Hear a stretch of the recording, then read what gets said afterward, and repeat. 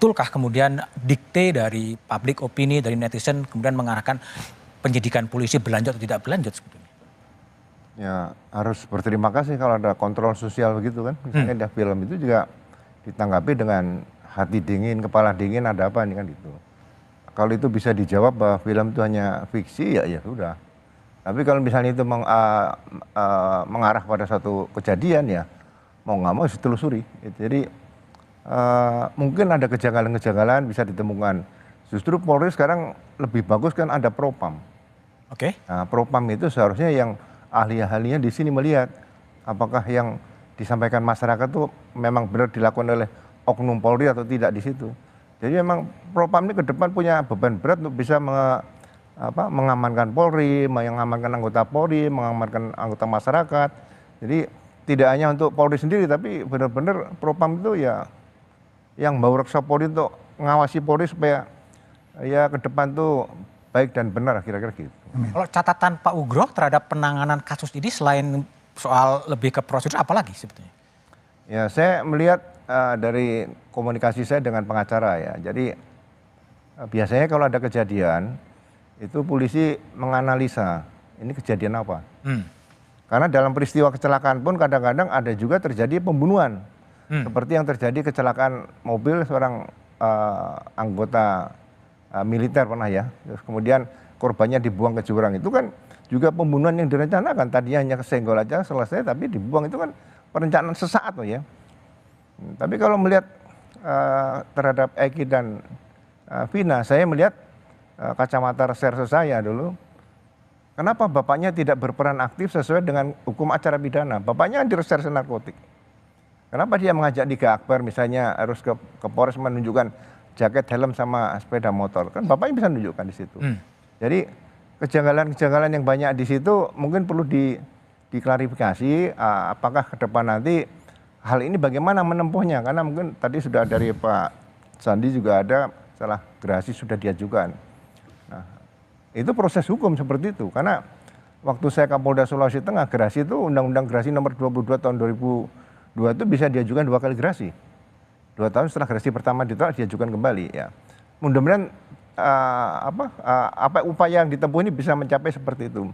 Bagi saya jangan sampai nanti ke depan ya ada masyarakat yang tidak salah tapi dihukum, tapi yang benar-benar salah tidak diproses, diketahui di mana ribanya dia. Itu yang harusnya dikejar oleh aparat penyidik. Ada gejala seperti itu sekarang?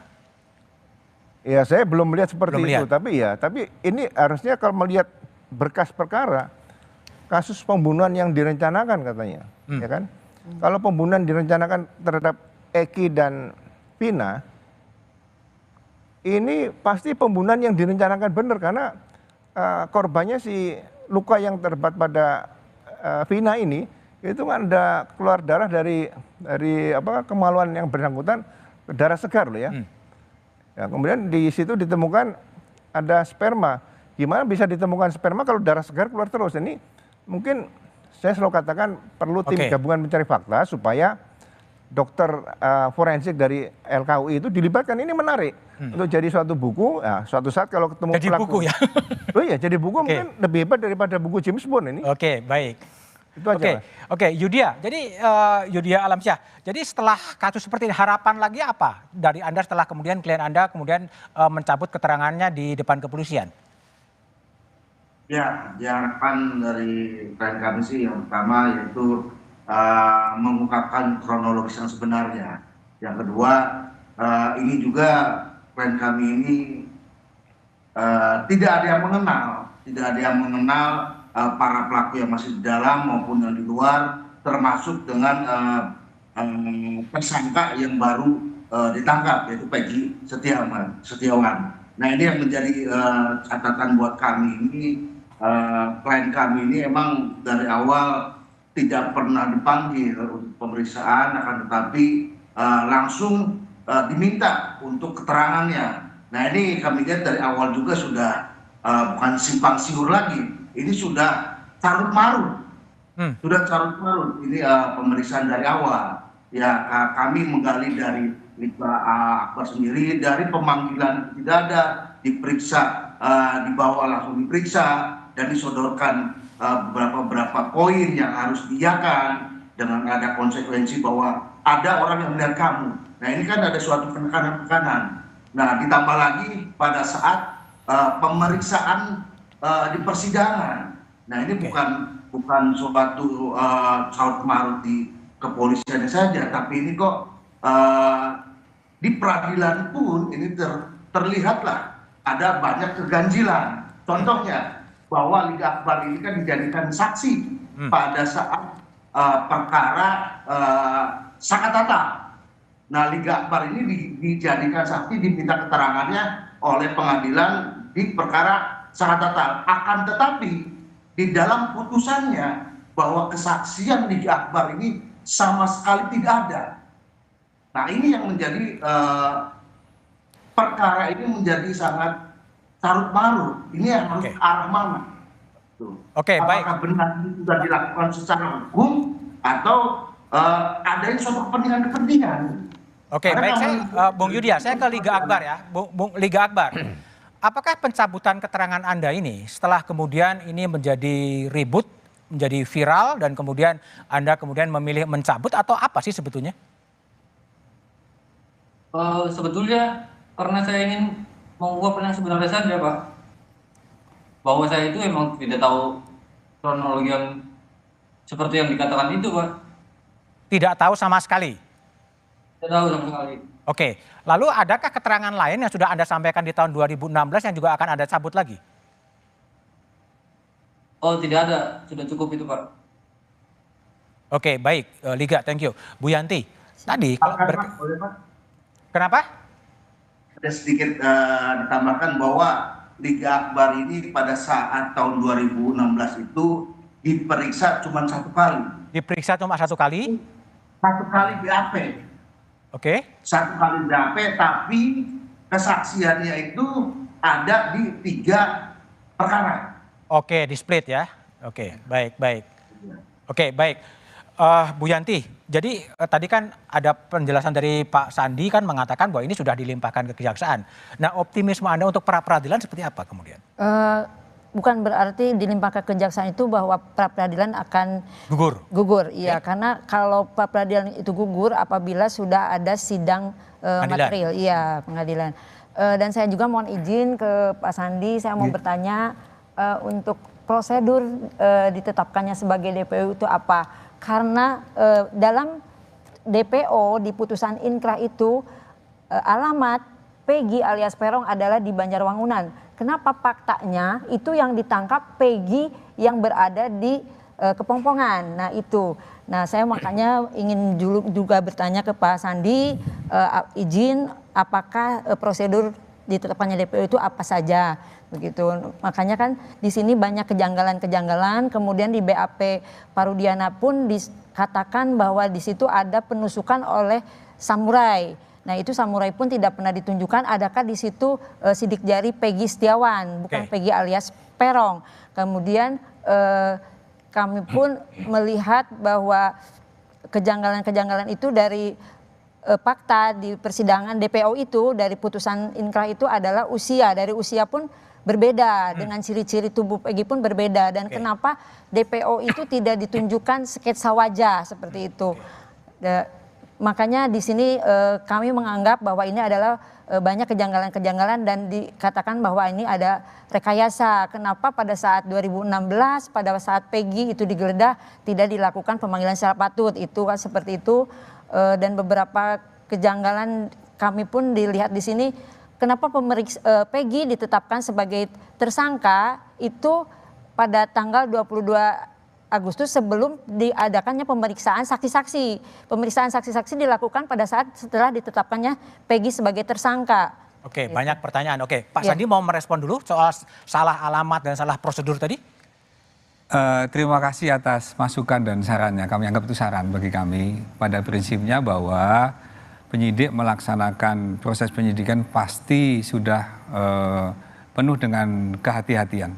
Jadi apa yang dituangkan penyidik dalam BAP dan apa yang produk yang dibuat oleh penyidik, baik itu dalam bentuk BAP maupun dalam bentuk DPO, itu sudah berdasarkan hasil keterangan para saksi, keterangan ahli mungkin atau mungkin ada alat bukti lainnya yang menguatkan. Jadi bukan asal membuat DPO, kemudian bukan asal menetapkan DPO, tetapi semuanya berdasarkan dari rangkuman alat bukti maupun saksi-saksi yang ada. Oke, baik Pak Sandi. Reza, jadi kalau dilihat ya, seberapa yakin Anda yakin bahwa kepolisian akan transparan kalau tidak ada kalau tidak ada tekanan viral dan kemudian film?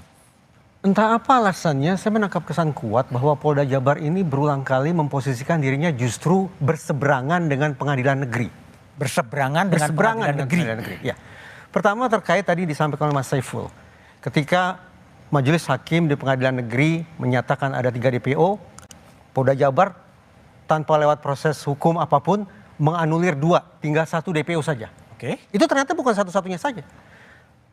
Di Polda Jabar di reskrimumnya mengatakan bahwa Peggy adalah orang pertama yang melakukan perkosaan terhadap korban.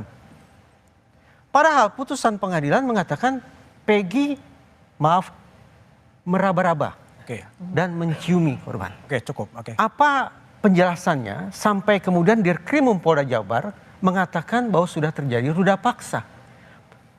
Sementara di dalam otopsi saya baca bahwa tidak dilakukan uji DNA terhadap sperma. Jadi persoalannya pertama, ini kalau sebelumnya di segmen sebelumnya saya mempersoalkan penyidikan tahun 2014. Jangan, nggak usah terlalu detail lah. Betul, 2016 maaf. Sekarang saya mempersoalkan tentang penyidikan tahun 2024. Pertama, apa gerangan alasan yang dimiliki oleh Polda Jabar untuk menyimpulkan bahwa Peggy melakukan perkosaan, sementara putusan pengadilan negeri menyatakan Peggy tidak melakukan itu. Dan yang kedua, apa alasannya untuk menyebut bahwa Peggy adalah orang yang pertama, sementara otopsi menyatakan tidak dilakukan uji DNA. Oke, baik. Kalau saya kembali ke Mbah Tejo ya. Jadi setelah sebelum itu saya malah tertarik Mas Ugro tadi. Oh ya, nanti jadi kira-kira Anda mau coba merespon dari Mas Ugro dan fenomena sekarang kok ini karut-marut ya. Seakan-akan kedodoran dalam penegakan hukum. Harus viral dulu, kemudian sekarang ditekan oleh netizen, kemudian penyidikan harus berjalan. Sekaligus merespon dari Pak Ugro, tapi analisa Anda setelah jeda berikut ini aja.